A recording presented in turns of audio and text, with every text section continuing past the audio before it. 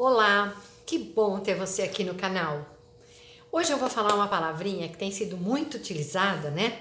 Paradigma. Quais são os paradigmas da cozinha? Paradigma quer dizer um conjunto de normas, né, e procedimentos e comportamentos, né, adotados. E se você é consultor, nutricionista, se você trabalha em cozinha, né, a gente sabe que dentro de uma cozinha a gente se depara com inúmeros paradigmas, com os quais a gente tem que primeiro respeitar, né, porque muitas vezes a gente está lidando com pessoas que foram criadas em outra cultura, com outra educação, enfim, mas que a gente precisa, em primeiro lugar, como eu falei, respeitar, mas orientar o correto. Então eu fiz até uma listinha que eu deixei aqui do lado para eu não esquecer de nada, né? Porque assim, quando a gente entra numa cozinha, muitas vezes a gente conversando com os colaboradores, cozinheiro, enfim, a gente se depara com algumas frases, algumas falas, né?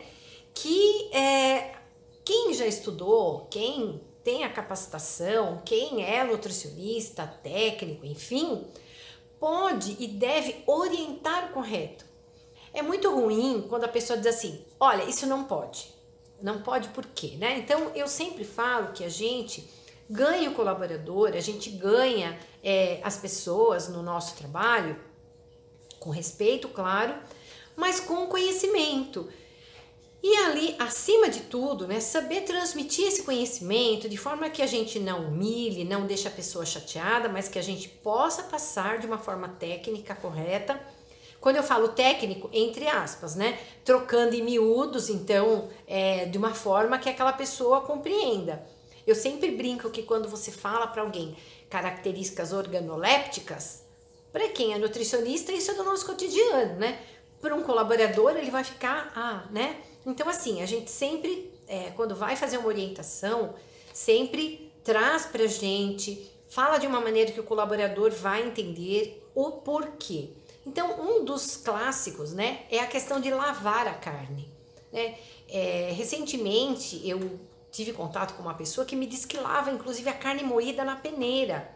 Então, assim, eu fiquei tão escandalizada, porque eu já contei essa história várias vezes e isso não me sai da cabeça, né? Então, se a pessoa lava a carne moída, mas por quê? Ah, porque eu tenho nojo da carne, eu tenho nojo do sangue, lava a carne. Então, o que a gente sempre orienta, né, gente? Que, primeiro, a água por si só, ela não tira a bactéria, né? Se fosse assim, a gente não precisaria colocar o cloro, água sanitária para fazer higienização. Então, eu sempre digo, olha, a carne a gente não lava porque a gente tem que passar que essa quantidade de água, a própria umidade favorece ainda mais a multiplicação de bactérias. Então, eu sempre levo isso, gente, quanto mais umidade, mais você está contaminando esse alimento, né? Então, lógico, com jeitinho, com educação, mas a gente tem que levar essa informação. E isso é uma das coisas assim, que deixa as pessoas mais indignadas. Como não pode lavar a carne, né? Então, a gente tem que ficar de olho, tem que orientar. Uma outra questão é também, ó, deixa eu colar aqui, né? A questão também de lavar ovos com buchinha. Lava ovo, lava legumes e verduras com buchinha e sabão. Isso é uma outra coisa que a gente vira e mexe, a gente se depara, né? Com alguém catando a buchinha, lavando um pepino, lavando uma abobrinha.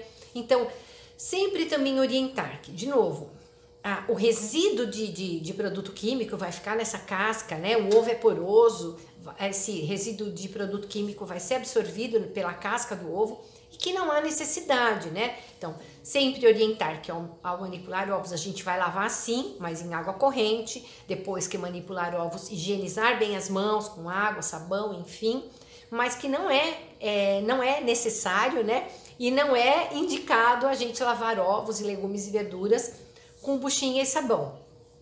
Outra coisa que a gente vê com frequência, né, gente, é o pessoal guardando óleo para fazer sabão para utilizar na cozinha. Então, eu sempre oriento. Pode fazer o sabão com óleo? Pode, mas você faz isso na sua casa para você utilizar na sua casa. Esse sabão que você faz com óleo da fritadeira, que você mistura soda, enfim, isso é uma coisa ultra antiga, né? E que a gente não pode desmerecer, mas que dentro da cozinha a gente precisa utilizar os produtos registrados no Ministério da Saúde, tá bom?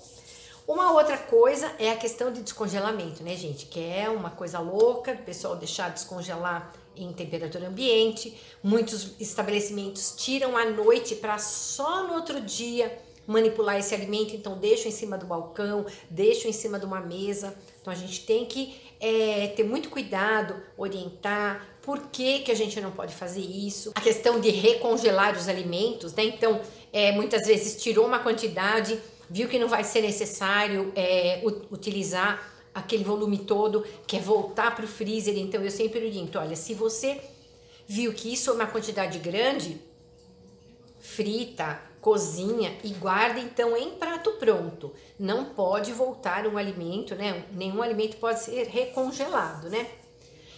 Uma outra coisa, gente, é o clássico, né? A pessoa fala assim, a gente não pode colocar nada quente na geladeira. Veja, então eu sempre digo, uma das melhores maneiras, técnicas de conservação de alimentos é o choque térmico.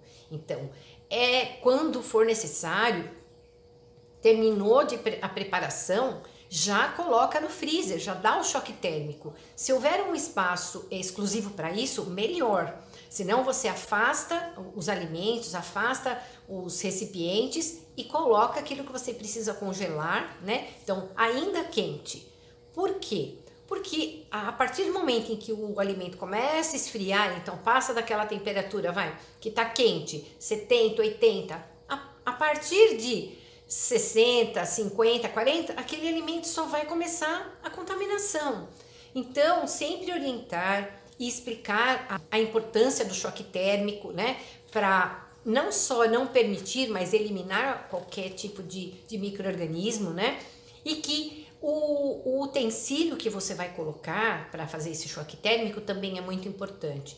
Então, por exemplo, eu faço molho para a semana toda. Então, orientar que esse molho seja colocado em um recipiente baixo e largo, para que esse choque térmico seja mais efetivo, mais eficaz, para que esse alimento resfrie rapidamente, né? Então, isso tudo são os paradigmas que a gente observa na cozinha, que já vem de gerações e gerações e vai se perpetuando, e nós que temos conhecimento, que podemos fazer a diferença, né? Mudar esse tipo de procedimento, a gente precisa orientá-los. E de novo, orientar com educação, mas com conhecimento. Então não pode porque não pode, não vale, né? Então a gente sempre tem que orientar assim, explicar a forma técnica, por quê, né? Então sempre utilizar esse argumento. Realmente, se você deixar fora vai contaminar, os alimentos, né, as bactérias vão se multiplicar. Então sempre trazer para o lado do conhecimento e sempre transferir também para o colaborador essa responsabilidade, né?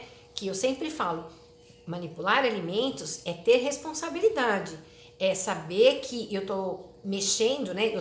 Posso alterar a vida de uma pessoa, né? Posso afetar a vida de uma pessoa. Então é muito importante que a gente leve também essa responsabilidade para o colaborador, tá bom? Se você tem um outro paradigma que você lembrou, alguma coisa aí na sua região, ou se você já viu alguma outra coisa, pode me deixar nos comentários que eu vou gostar de saber, tá bom? Até a próxima!